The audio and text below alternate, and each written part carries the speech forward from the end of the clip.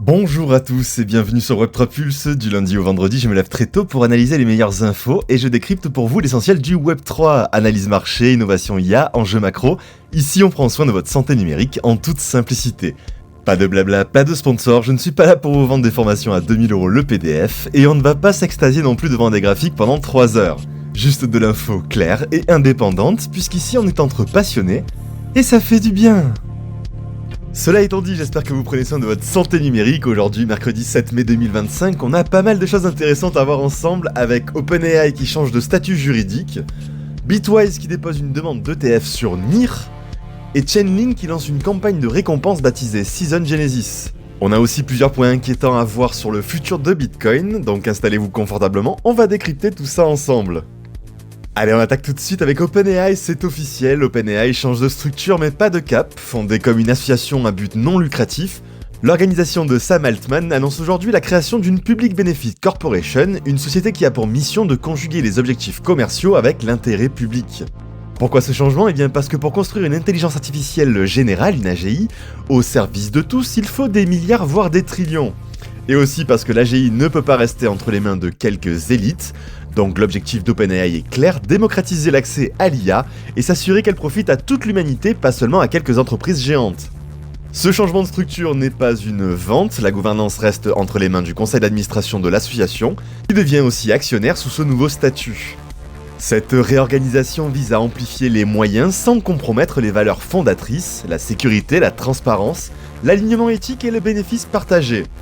Nous voulons construire un cerveau pour le monde, affirme Sam Altman, et faire en sorte que ce cerveau reste libre, accessible, puissant et sûr. On enchaîne avec Bitwise, le géant de la gestion d'actifs crypto qui vient de frapper fort avec le dépôt d'un ETF NIR auprès de la SEC. Ce serait une grande première, un ETF indexé sur le token natif du protocole NIR, l'un des Layer 1 les plus innovants du Web3. NIR Protocol est reconnu pour son approche user-friendly, sa rapidité et surtout pour son architecture shared qui lui permet de traiter des milliers de transactions par seconde. Pour rappel, le sharding c'est du partitionnement, c'est-à-dire que la blockchain est divisée en plusieurs parties indépendantes appelées des shards. Chaque shard contient sa propre base de données, ses propres transactions et ses propres smart contracts. Et les shards fonctionnent en parallèle, ce qui permet d'augmenter drastiquement la capacité de traitement du réseau. En déposant ce dossier, Bitwise envoie un signal clair, le marché des ETF crypto ne se limite plus à Bitcoin et Ethereum. On parle désormais d'une ouverture vers les blockchains dites de 3ème génération.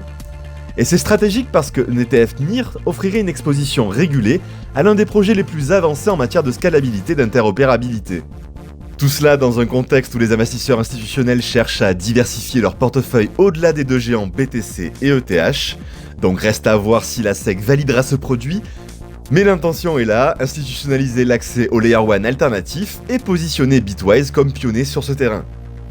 On poursuit avec Chainlink qui continue de structurer son écosystème en lançant une nouvelle campagne de récompense baptisée Season Genesis.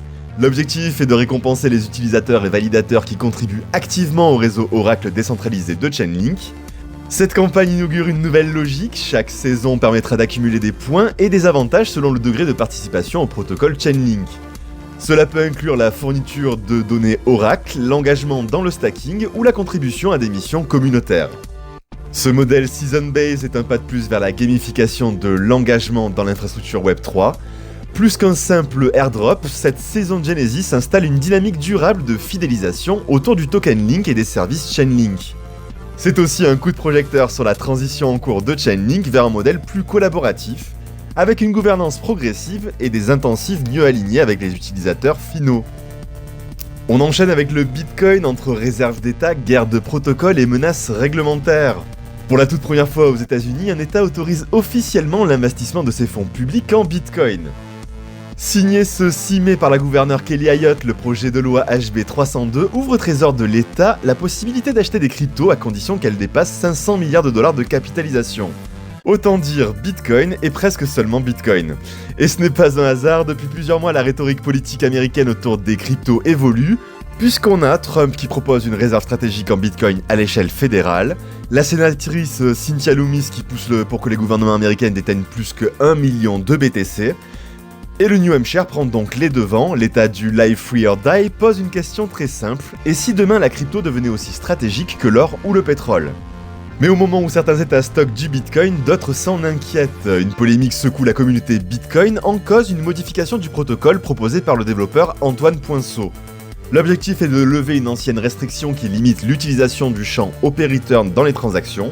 Ce champ qui permet d'inscrire des petites données sur les blockchains, texte, images, protocoles comme le BRC20 ou Rune. Certains y voient de l'art, d'autres y voient du spam. Les défenseurs de cette modification arguent qu'en limitant artificiellement l'OP-Return, on pousserait les utilisateurs à détourner le protocole en surchargeant inutilement le réseau. Mais les opposants comme Luc Dachir y voient une faille potentielle, le risque de congestion, de transactions non monétaires envahissantes et d'une dérive du réseau vers autre chose que de la monnaie. Ce désaccord relance une tension structurelle de Bitcoin. Doit-on privilégier l'innovation ou préserver la simplicité absolue d'un protocole monétaire austère mais stable ? Et pendant que ce débat prend place dans la communauté, l'Europe, elle, menace. Puisque dans un avis explosif, le Comité européen de la protection des données vient de déclarer qu'une clé publique Bitcoin est une donnée personnelle. Une phrase lourde de conséquences, car cela signifie que dans chaque transaction, chaque adresse devient soumise au RGPD et donc au droit à l'effacement. Problème, Bitcoin est immuable, on ne peut pas effacer une transaction sur la blockchain, d'où ce paradoxe.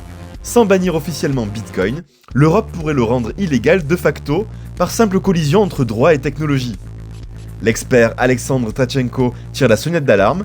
Si ces règles sont confirmées, il ne restera plus aucun usage de Bitcoin pleinement conforme au droit européen. Les solutions d'anonymisation, déjà dans le viseur des lois anti-blanchiment comme le AMLR. Les portefeuilles non custodiaux soupçonnés par défaut. Et cette consultation publique s'achèvera le 9 juin, donc on restera bien focus sur cet événement. Une chose est sûre, la tension monte avec le New Hampshire qui adopte Bitcoin, l'Europe qui menace son usage et la communauté qui se divise sur son code. Mais ce chaos apparent cache une dynamique de fond. Le protocole Bitcoin, immuable, neutre et décentralisé, résiste à tout, même à ses propres fractures. Et chaque crise relance le débat fondamental, Bitcoin est-il un outil monétaire, un symbole politique, un actif stratégique, ou tout cela à la fois ? Voilà, c'est tout pour moi, j'espère que cette vidéo vous a plu. Si c'est le cas, merci de liker, commenter et abonnez-vous pour ne rien rater. On se retrouve dès demain, d'ici là, tradez prudemment, holdez intelligemment, et surtout ne vous laissez pas manipuler par vos émotions. A très vite sur Web3 Pulse.